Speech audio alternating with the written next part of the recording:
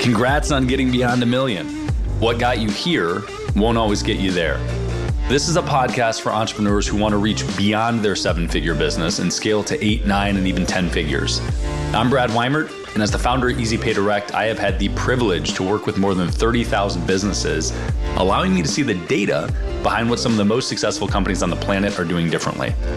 Join me each week as I dig in with experts in sales, marketing, operations, technology, and wealth building. And you'll learn some of the specific tools, tactics, and strategies that are working today in those multi-million, 8, 9, and 10-figure businesses. Life can get exciting beyond 1 million. David Hassell, I really appreciate you carving out some time to hang out today. Brad, great to be here. So you have a long story in business, and ultimately that started in Silicon Valley, yes, or around that area? Actually, Silicon Alley, my first company back in 1999. They were calling the New York startup scene Silicon Alley. And so interesting. I started a company in downtown Manhattan in 1999. Got it. Okay. And then today the venture is 15.5, and I think a quick rundown of that story would be awesome because I know you've been at it for quite a while and also just had a pretty significant raise.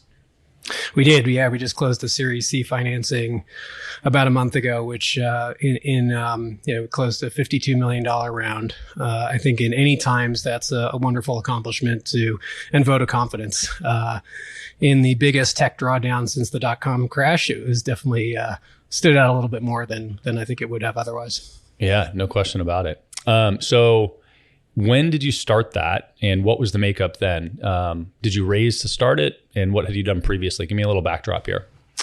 Yeah, when I started the company, I had run a few different companies in the past. So my first company, as I mentioned, in New York was an ad tech company. We were focused on building innovative ways to deliver ads online when that was a very new and nascent industry. I ran that company for about 7 years. I think became a little bit disillusioned. My intention as a young kid to go into business was, I don't want to be in this, what I call beige cubicle land of the company I worked for coming out of college. Wanted to chart my own course, hopefully make a lot of money. And, unfortunately, I only did a couple of those things in the business. But really what I learned in the process was that I was looking for something a little bit more purposeful and meaningful. And so found myself 7 years in, having acquired all these amazing skills on how to bootstrap a business and grow a business and manage people. But I wasn't feeling very fulfilled by the work that I was doing. And then, a lot of people would say, oh, you should go follow your passion. So I had recently just by chance kind of fallen into the world of kite surfing in 2004. And I thought that sport was going to take off. And I ended up starting an adventure travel company in Northeast Brazil for kiteboarders from around the world, taking Speaking them on my language here, man. 10-day downwind adventure tours with dune buggies and Land Rovers and had an awful lot of fun doing that.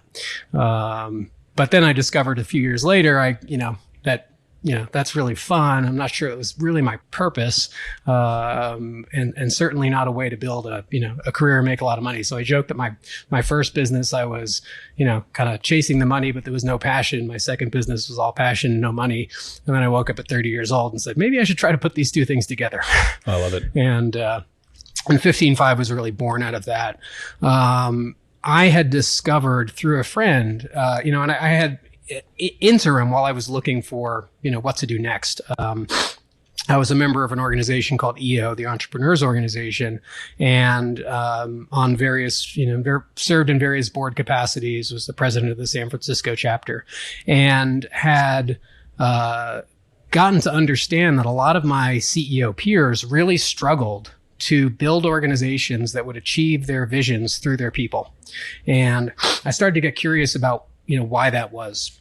And the idea for 15.5 came about through another EO member who told me about this very simple weekly check-in practice called 515s, where every employee in the company spends 15 minutes a week writing a report that takes their manager no more than 5 minutes to read.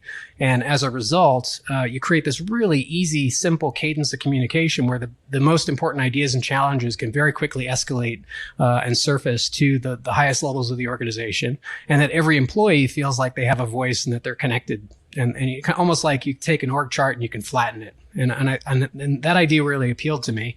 And I thought that, there was an opportunity to help these CEOs have more visibility and connection to their people, but also to have all of these employees feel more connected to the company, like they had a voice, that they mattered, that they can contribute, et cetera.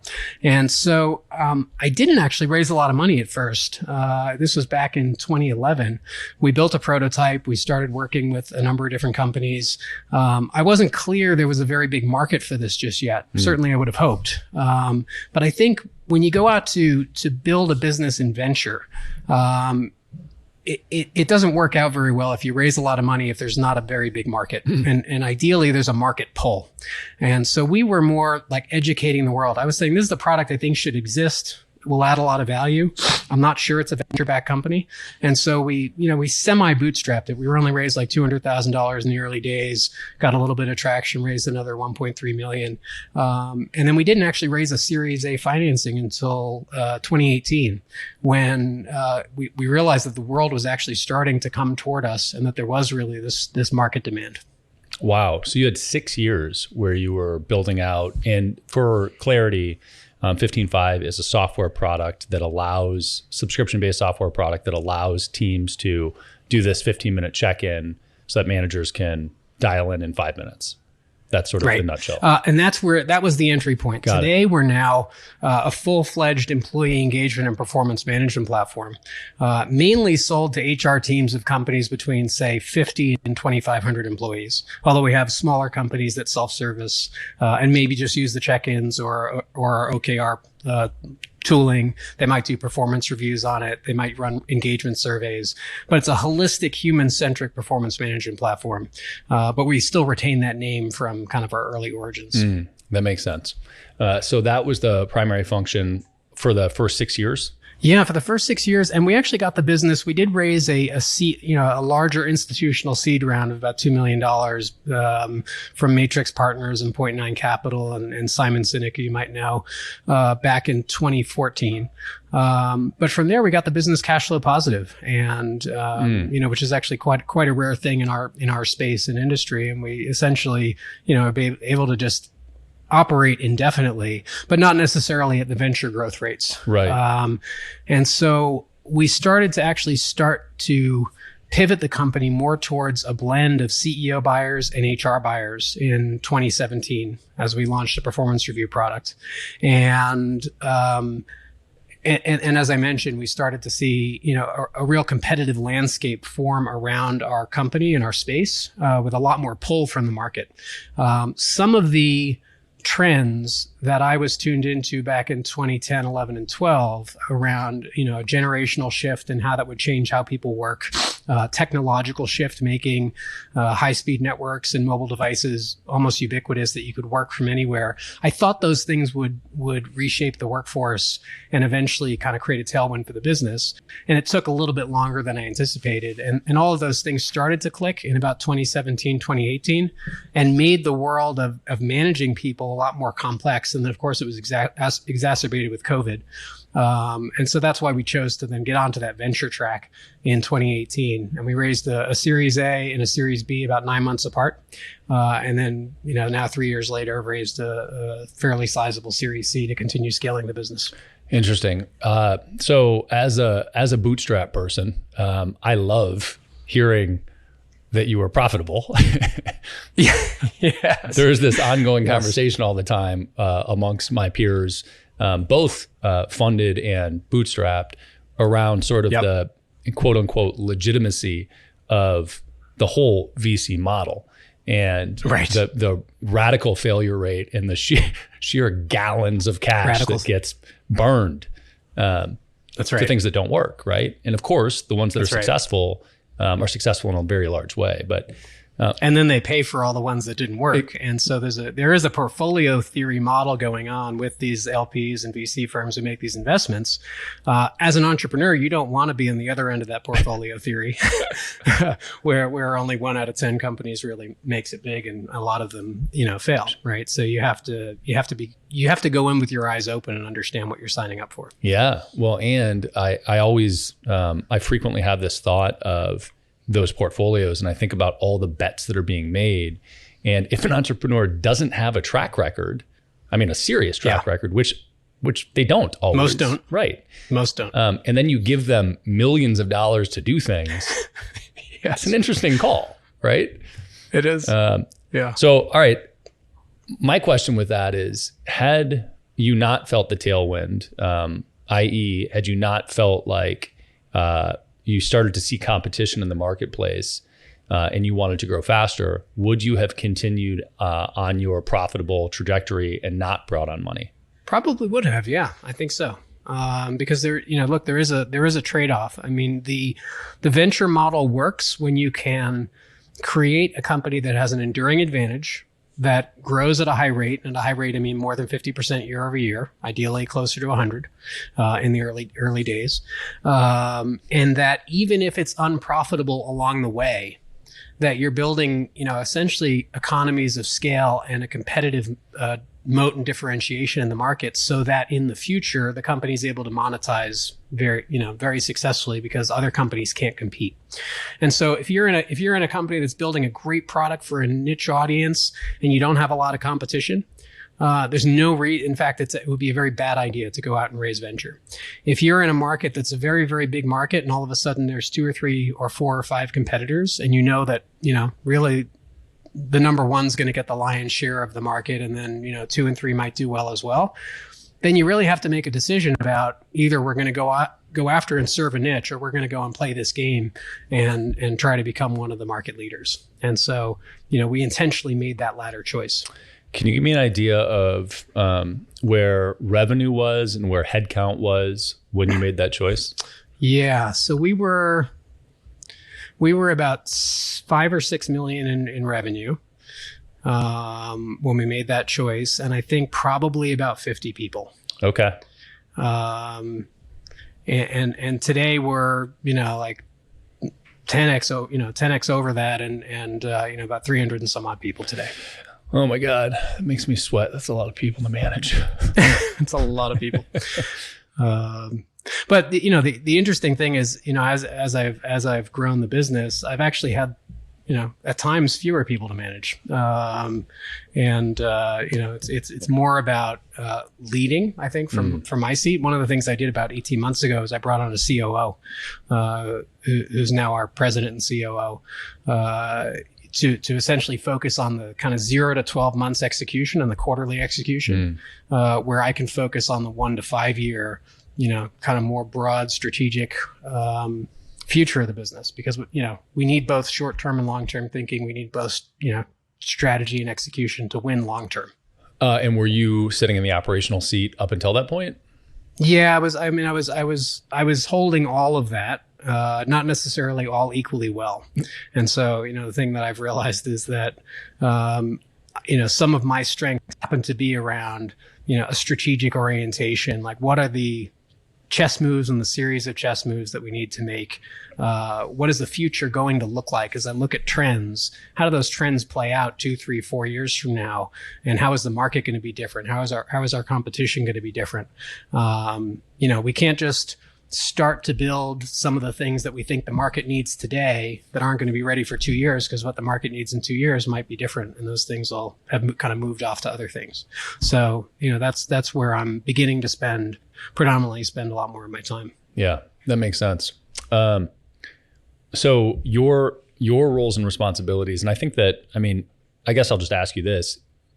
Do you feel like the point of taking on funding is the delineation between a change in behaviors or a significant change in behaviors for you and for the company, or is there a more defining moment? I don't think that we actually had a very big change in behavior at that time. I do think that it allowed us to go out and make smart bets and investments in What I might say are things that you're building now that might be unprofitable now, but create profitability in the future.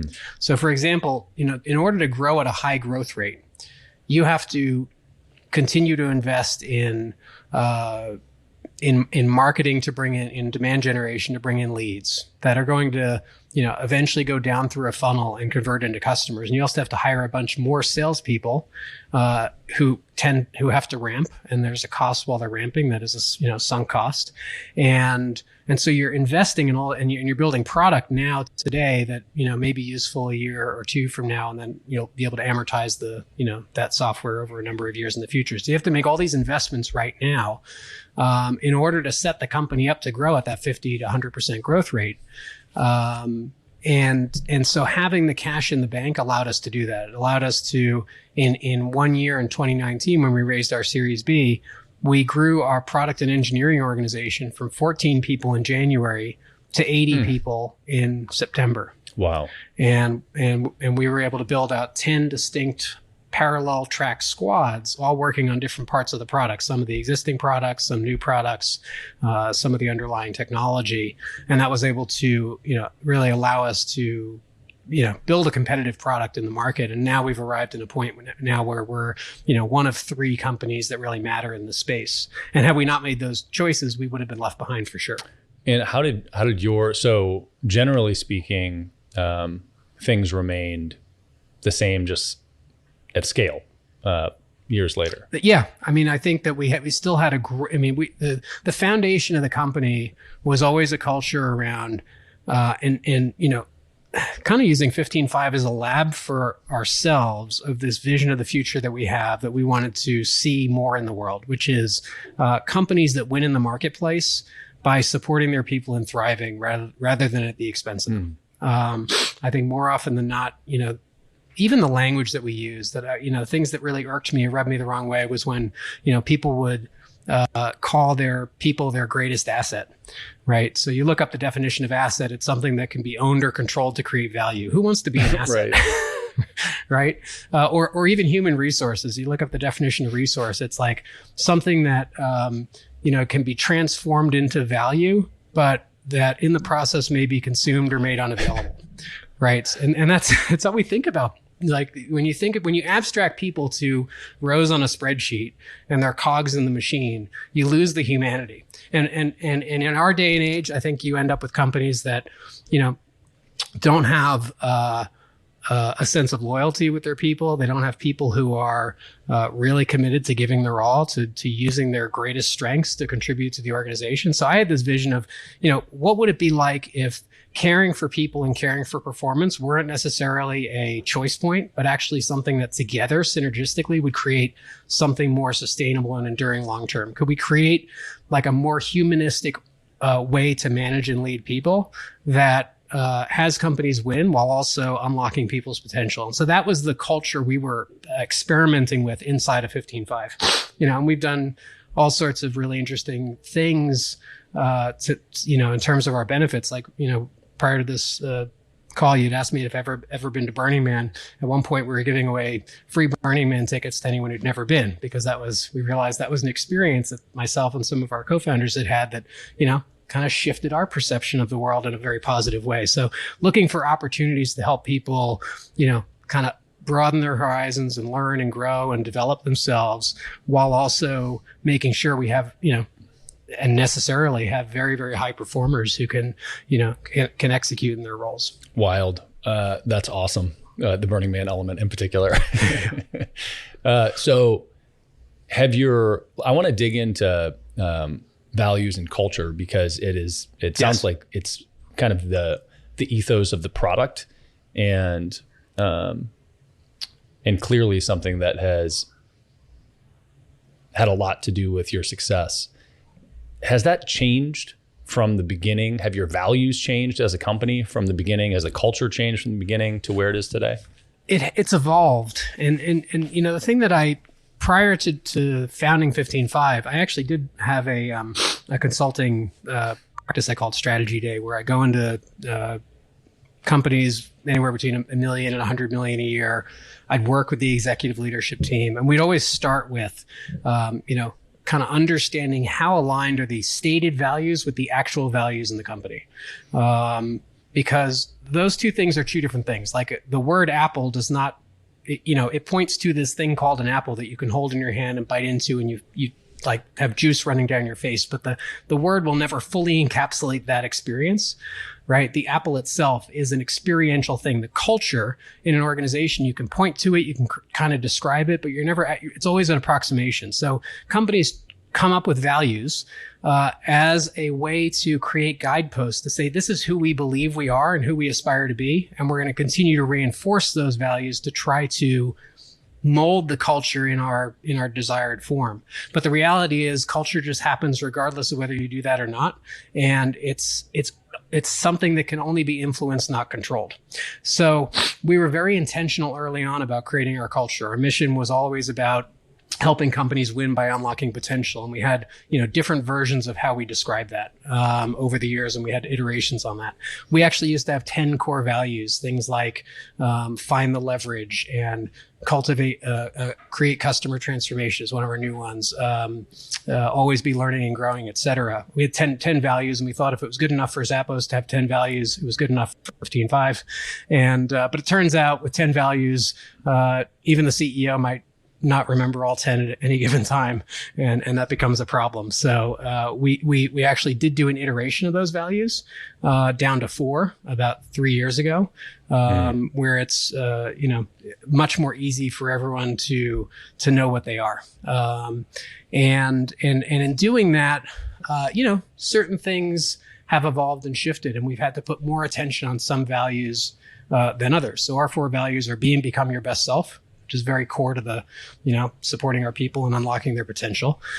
Cultivate relational mastery, because if we can't actually be kind of really great in relationship, it doesn't matter if we're all great at what we do. Then it's do the extraordinary, which is how do we find ways to have outsized results for the actions that we take, and then that all leads to the ability to value number 4 is create customer transformation.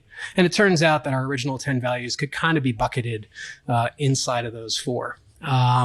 One of the things that as we have had to grow up as a company and move from, 50 person company to 100 to 200 to now 300 plus, we have had to formalize certain things like our performance management.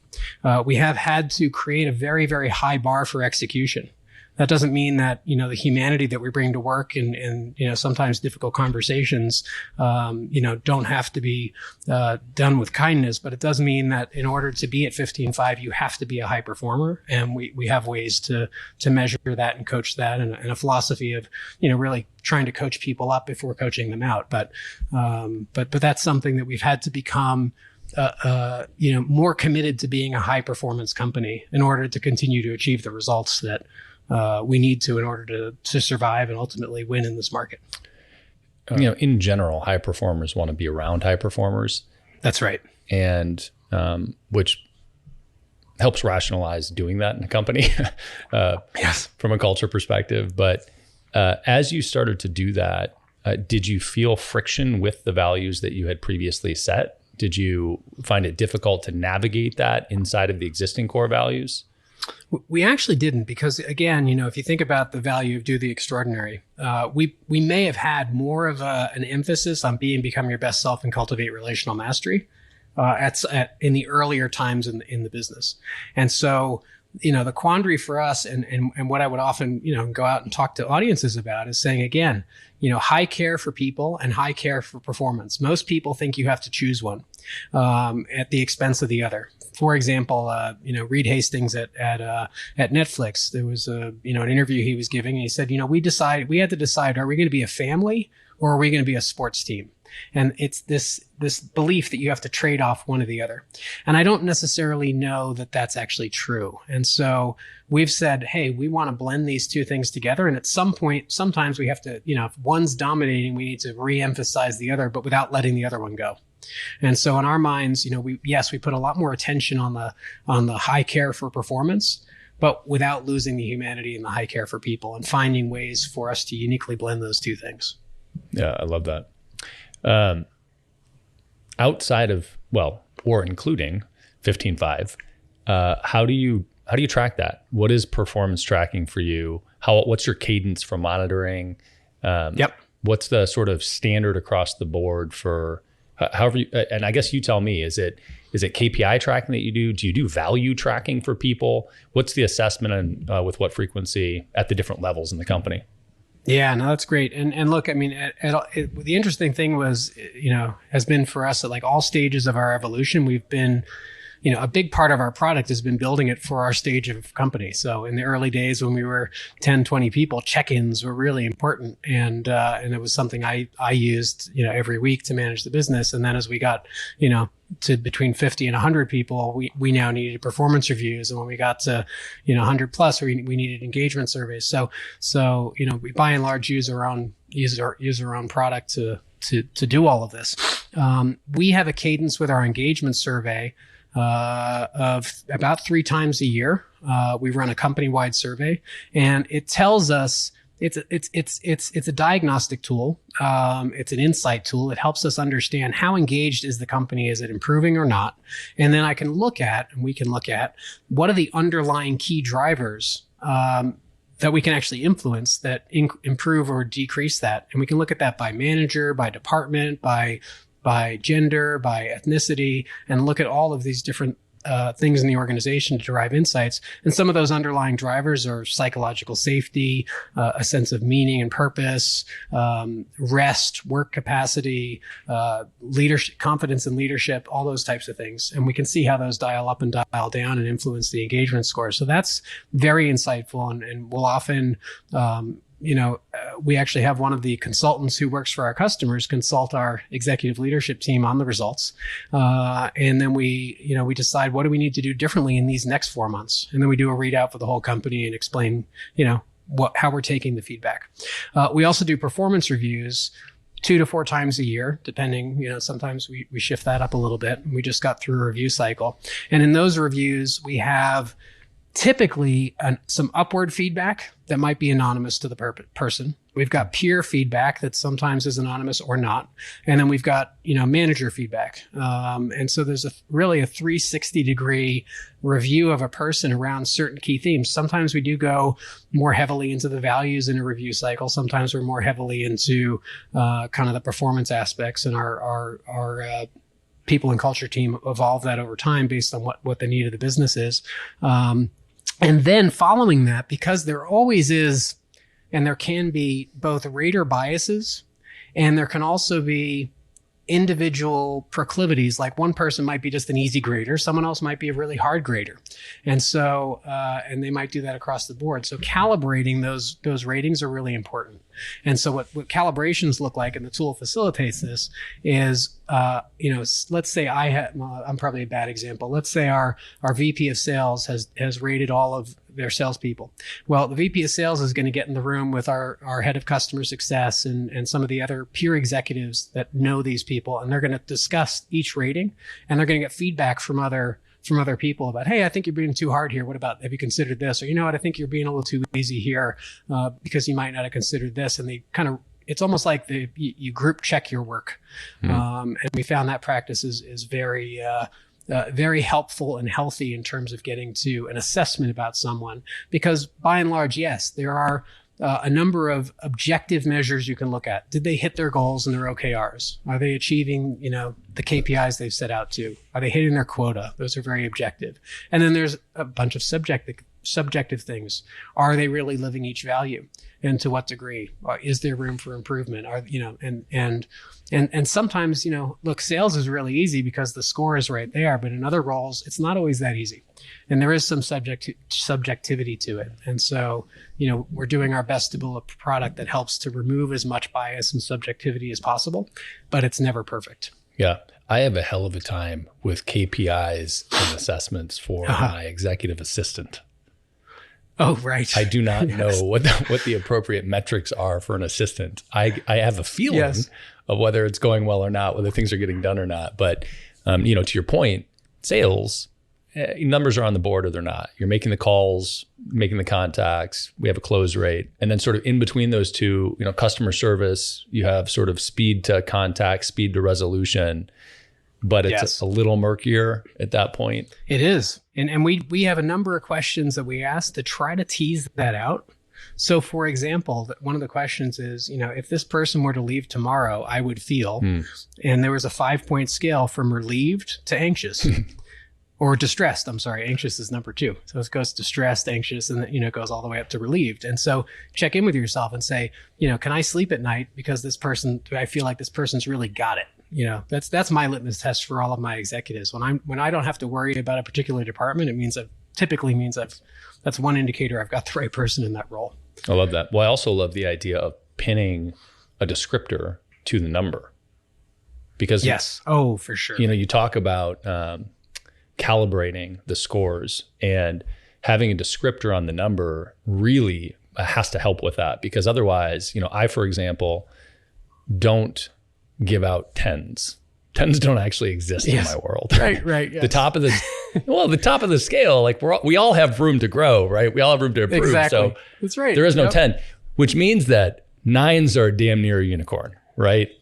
9s are very, very, very unlikely. So if I think very highly of you, I'm probably going to give you a mid 8, and that's going to be out of control high. Yes, but exactly. Somebody else would call that a 10 for sure. How do you do the calibration in the software, or just in general? How do you think about it? So we also rate. There are ratings that can be kind of looked at, across different dimensions. We have a very unique. There's something called the 9-box that is popular in the world of HR, where people map performance versus potential. So you might be high potential but low performance, or high performance but low potential, but on high on both, you're up in the upper right of the quadrant, and they kind of place someone there. We took that idea of the 9-box and we actually said, what if we could just cross anything with anything? And so, for example, in our most recent review, we asked the question, how well did this person accomplish all of their OKRs, objectives and key results? And it went on a scale. I don't remember the exact descriptions, but the top one was all and more. The next one down was all. The next one down was most, and then it went down 2 more, right? So there's 5 levels. How did they actually accomplish the goals that they set out? Another rating was, how does their performance compare to the standard in of what's expected in this role?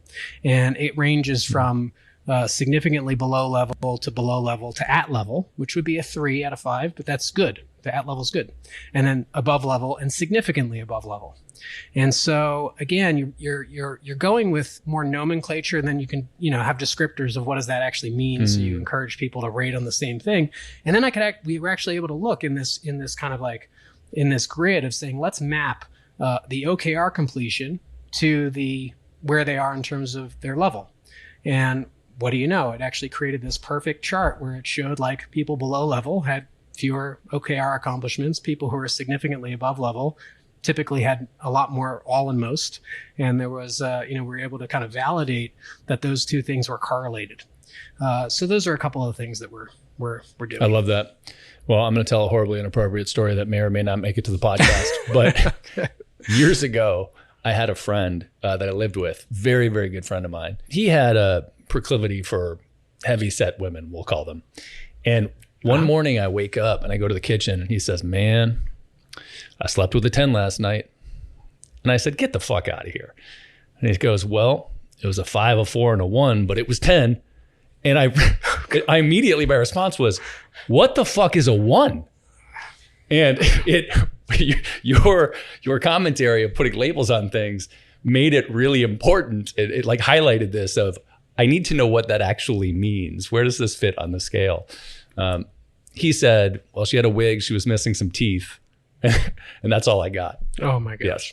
But and look, if a 3 is really good, right? And people say I got a 3, I'm like, I just failed, I'm leaving, right? I mean, there's a huge disconnect, and that's why I think the numerical ratings really do have there's a big downside to them. There is. So how do you manage that internally when some things are objective and numeric ratings make tons of sense, and some things are not? Right. And look, you're always going to have a blend. And to your point about, like your sales team, it's easier to measure objectively. Your your assistant may be a little less easy to measure objectively. It's like, oh, how many, I don't even know what you'd put on there. I mean, you have to have, a set of expectations about like, here's the standards I have around this role and what I expect to be accomplished. And, you provide feedback as it comes up, et cetera. But, there's always a blend to those two things. And again, that's where I think the subjectivity combined with the calibration process is really important, because left to one person's devices, we all have unconscious biases that we're not even aware of. There's psychological biases around the confirmation bias. We see what we expect to see, and we kind of miss the things that maybe aren't part of our map. We tend to have recency bias. If you're doing an annual performance review, the last 8 weeks are going to have way more weight than the previous, 40 some odd weeks before that. And so how do you counter that piece? Part of that is like 15.5's check-ins. I can actually go back and say, oh yeah, we were talking about that thing in January. He had this big accomplishment. I wasn't thinking about that, but he's been sick the last 2 months and maybe hasn't been showing up as well. And so like, how do I check my own bias and then check myself against some other people? And that's the best. That's fortunately or unfortunately, the state of the art at the moment. It's not an easy thing, but I think we all just need to learn the best practices and do our best to check ourselves, and then to get feedback from others when we're evaluating someone. So you mentioned a certain cadence for reviews, performance reviews, check-ins, et cetera. Yeah. Is it different for different levels of the company? If you have a $50,000 a year employee versus an executive in the company, is the cadence different for those reviews or check-ins? We don't. No. We do I would say that the most aggressive cadence that I would recommend for people is a weekly check-in, and then 4 times a year doing an engagement survey, and 4 times a year doing a performance review. The minimum cadence I would recommend is every other week check-ins, but I still think weeklies is just a better habit, because then it actually does become a habit. It's something it's part of your workflow. It's not out of cycle. And I think it works best weekly. But then on the reviews and engagement surveys, a minimum of twice a year. I think the idea of doing an annual review, partially because of the recency bias, partially because of the pace of business and the fact that, we need to be continually improving on a regular basis. Annual is just way too long. I think 3 times a year is probably a nice sweet spot for both. So you've got a great cadence for these things and tools to track them, and you're checking in with people.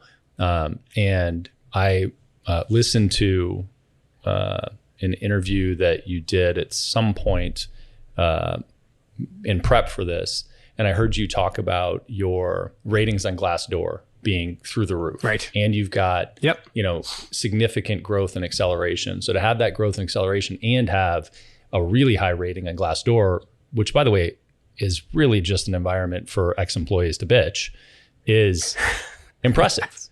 Yeah. That being the case, how much of the culture is in the hiring versus in the building of the team that's there? The hiring is an absolutely critical piece of the puzzle. You don't necessarily need to find someone who fully embodies all of your values today, but you do need to find someone who has, arm's reach capacity to embody those values and a desire to do so, meaning that they feel inspired by what your values are. It doesn't matter what your values are. I've seen, just vastly, different purposes and values, but you want to find someone who actually says, yeah, I applied for 5 jobs. I'm going to go with you because you're paying me $10K more. You want to find the person who's like, I'm actually going to take a little bit of a less salary to work with you because of the 5 companies I worked with, I most resonate with your purpose and values. Like, that's the person you want to hire. And then, of course, you want to test to see, not just say, hey, how do you relate to this value? But you ask them to tell stories that through them telling, you can say, okay, this is someone who gets it, who I think is going to be a really good fit on the skill side, on the culture side, et cetera. But that said, culture is so powerful. You take the same person and put them in 2 vastly different companies, they're going to show up differently. and biologically we couple to the kind of habits, practices, beliefs, narratives of the people around us. It's actually not something we have choice over. It's actually automatic. I mean, think about, we speak English because we were born in an English speaking country. We didn't choose to speak English without an accent. It's really difficult if we go over to France and try to learn French at my age, for example, which I have tried to do, not unsuccessfully. And so the same thing happens in culture. You put people into a culture and they affect the culture and the culture affects them. But more often than not, if the culture has a very strong center of gravity, it will affect that person over time. But again, you don't want to take someone who's 180 degrees opposed to the culture and bring them in, because that will create problems and friction for sure. Does the hiring process for you change radically based on the role? So you're looking for, and does what you're looking for change? So are you, and this is a trap, but will you bend the rules, or will you allow it to be less of a value or culture fit if the skill set is higher for an executive? Like, how does it vary from entry level to exec? Oh man, I think for executives, the bar has to be even higher on the cultural standard, because the executives are going to have a fairly sizable and visible influence in the organization. And if you hire somebody who is counter value, the problem with any counter value activity in an organization is, and this goes back to that exercise I would do with these CEOs, where I'd get them in a room, I'd say, let's put on a whiteboard your 4 values, 5 values, 6 values. I want you to each rate on a scale of 1 to 10, how aligned and alive do you think that value is? And I would have people say, yeah, we're probably a 4 out of 10, maybe a 3 on that one, maybe a 6 on that one. The problem is if everybody has that same sense, if you have a gap anywhere more than, a 7 out of 10, what happens is you start to breed cynicism inside the organization. And what people say is, that's just BS they put up on the wall. They don't actually mean that. And, they don't have integrity. And, I don't think they have integrity about anything. And you start to have, just real cultural breakdown. And so that's where I think it's so important to hire executives who embody the values or committed to it. The other thing is, one year we had grown the company from 70 to 200 people in 12 months. So we hired 130 people from a base of 70.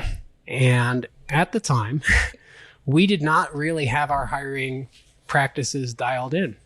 And we went through a period where it was clear we had made some mistakes. The wrong people essentially opted out, but it created some challenge and headaches in the organization. We're much more on top of it now. But it was this moment where, like, oh my God, the market's here, the money's here, we got to move, and we've got to hire, net 130 new people in 12 months. And so I learned a lesson kind of the hard way there. And we did bring on a number of incredible people who are still in the organization today, but we did make some mistakes. And so, I do think if you're ever going to be in that situation where you're, going to be making, an inflection point of hiring, or even if you have, a good amount of people hiring in the coming year, to really sit down and think through, how are we going to create a rigorous process to make sure we get right fit people, both in terms of culture and skill set. And what are the checks and balances, especially if the hiring is distributed across a lot of different hiring managers? Yeah. So how deep into the hiring systems are you at this point? It sounds like the 70 to 200, you said you didn't really have it together. There's kind of this wild variety of different tools and approaches to this. And when I've talked to not founders or CEOs, but people that run HR departments, specifically for, Fortune 100s, it's very robust, concrete definitions for different characteristics and values. And, where do you fall on that, from it being, from attempting for it to be objective across the hiring process versus the hiring manager has some subjective assessment of where these people fit? Yeah, I think the hiring manager is always going to have some subjective influence over the process. And so, again, just like the radar bias piece, you want to provide a set of checks and balances. So, guidelines on how we source. We have we have a lot of process clearly outlined, and then there are different stages that an interviewee needs to go through with different people that ultimately interview the person and weigh in, and then in council decide on who's going to make the cut. And what's the beginning step for that? What are the entry points of those stages? Yeah, a lot of it depends on the department, but we also have some internal recruiters who do the sourcing. So a job request is put out, it's approved, and then it gets posted up on various job boards, and we have inbound. But then we also have kind of an internal director who goes out and acts as an internal recruiter to create pipeline. And then of course our own employees may recommend folks as well. And typically there's a cultural screen. There's usually a final interview with before I was fundraising, it would include me, but one of my co-founders who would do a kind of final cultural interview of every hire, et cetera. So you've got sourcing, which came through a bunch of different things, and you have cultural screen. Do you do that? Is that in the form of a 15, 30, 60-minute interview? Is it a one-way interview where you're capturing videos? How do you get that? And then do you do a technical or skill set screen? No, typically they are live interviews. And yes, we do, the technical and skill set screen does vary based on role. For example, one of the things that we've done on the sales side is actually create a sales university with the intention of hiring young people right out of college and being their first sales experience and bringing them into an SDR role, and then taking the ones who are able to progress very quickly and go through our both the content education about who we are and what we're selling, but also sales practices.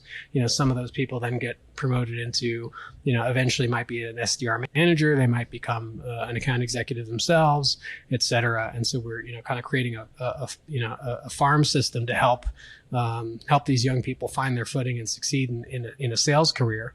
And that's, one thing that's worked really well for us on the sales side.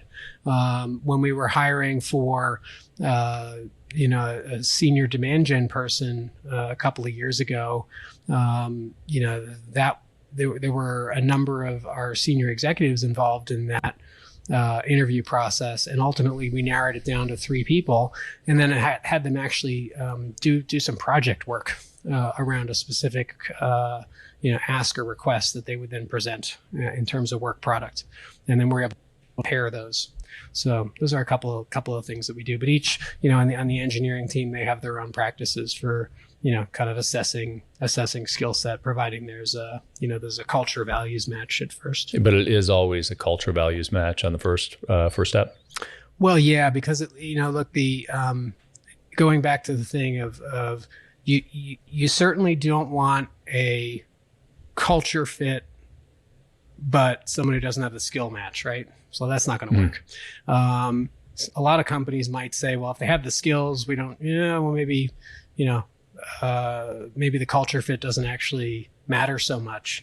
We're also pretty adamant about avoiding that situation as well. So if they don't have the culture piece, we shouldn't even be looking at their skill set.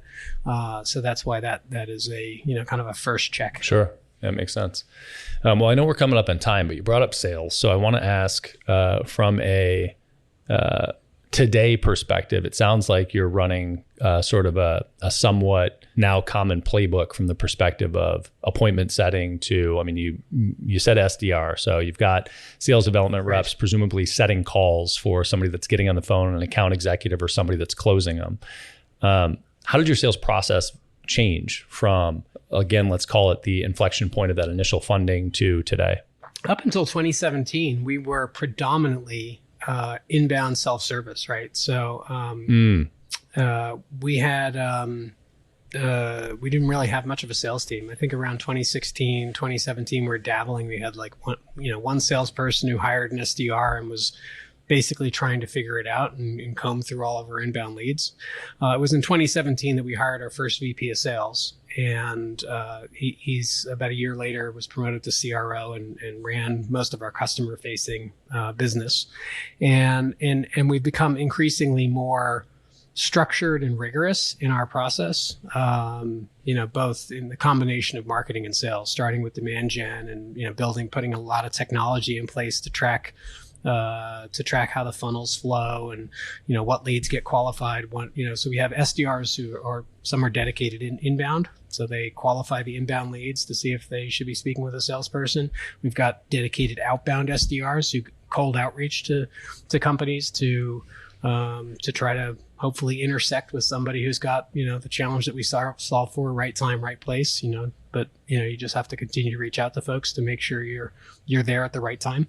And then we have account executives that are slotted into kind of different focus areas, whether it's further up market in the mid market, whether, they're what we call velocity deals, which are, kind of smaller companies that are smaller ticket sizes, but also tend to be faster sales cycles, or even what we call scale, which is purely, no touch self-service for companies with 75 or fewer employees. I love it.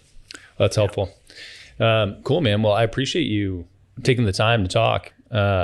Super insightful. And there